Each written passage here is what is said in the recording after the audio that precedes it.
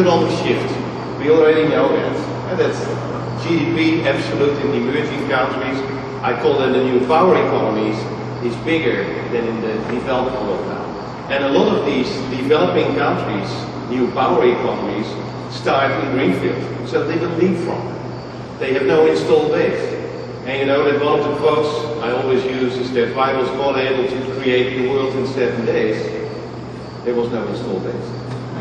Things go faster. And so increased competitiveness. And that the world is a global market. Think about the environment, global warming. If we don't change our direction, how we do business, by 2030, then the world's energy demand will rise by 40%. 40%. And we had Rogier van der Heijden yesterday, and he's here in the audience from Philips. If the world would go to lead totally, it would be a saving of $170 billion. 650 coal plants could be closed down. That's the glass half full and not half empty. And if you think in opportunities, and then last but not least, and that's really my topic, anticipating customer needs. One of the most underestimated issues for the 21st century is going to be demographic shifts. And let me give you some numbers. And don't try to read these, I'll give you a summary. First, part of the world is aging. And the world, and this is the percentage of people 65 years and older, in the next 20, 30 years, is going from 7% to 16%. And I'm going to be one of them. And if I look around, a lot of us will reach that age. And if you look at China, for instance, that's still very young, but aging very quickly now, and very fast. At this moment, we have 9 billion devices connected. 9 billion devices. And that's going quickly to 50 billion. And some people already talk about 100 billion. Some people talk about 500 billion. It goes with the speed 5 times faster than the adaptation of telephony or electricity. If you now start thinking what all these connected devices could do, you have to think a little bit broader, and we call that the Internet of Everything. The Internet of Everything. It's about things being connected. From 9 billion to 50. But that's just technology. It will generate an enormous amount of data. We already talked about big data. It's a very important component. Also people, at this moment, human beings like us, we are connected to the internet, mostly still via devices. And that's via your laptop, via your iPhone. But it is already happening that you swallow a pill with a chip in it and you're online. And healthcare will start looking what the effect is. And today the Wall Street Journal, small column, that the prices are coming to that point, and that it will be wearable. And you will have chips in your clothes. You will be constantly online if you choose to do so. And you can say that's frightening. You can also say it's an opportunity. And then last but not least, we have to completely re-engineer processes. We have done a lot of automation based on the past.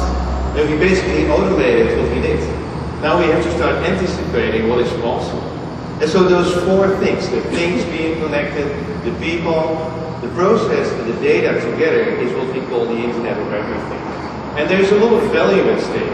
At this moment, the 9 billion devices only represent 1% of what can be connected that is connected. Imagine, only 1% of what can be connected is connected.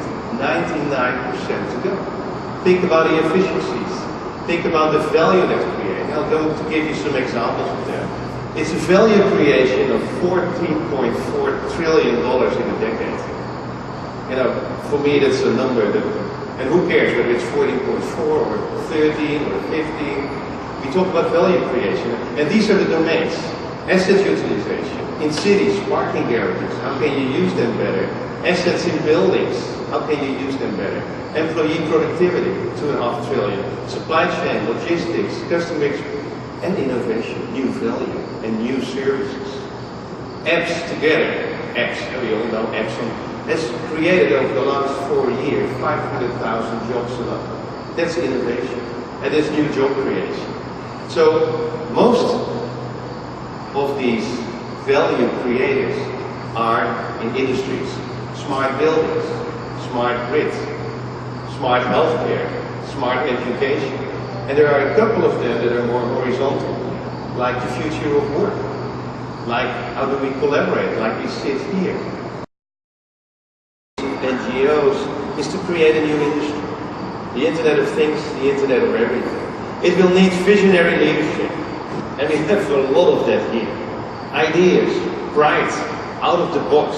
If you want to think out of the box now, then also step out the box and do something else.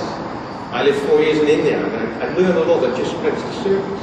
But it has changed my perspective of life, also for my kids. We have to create, between the technology companies, global open standards. Because otherwise it will never scale. We have still too much proprietary silo type of solutions. It will need smart regulation. Smart regulation, like an example of my kids. Give them a dashboard, 10% saving, give them an incentive of 50% of the savings, and it will fly. There are a lot of regulations that work against us and the opportunities. It will need public-private partnerships. People working together that have been working together before. And last but not least, new ecosystems. And we have here industry of parties.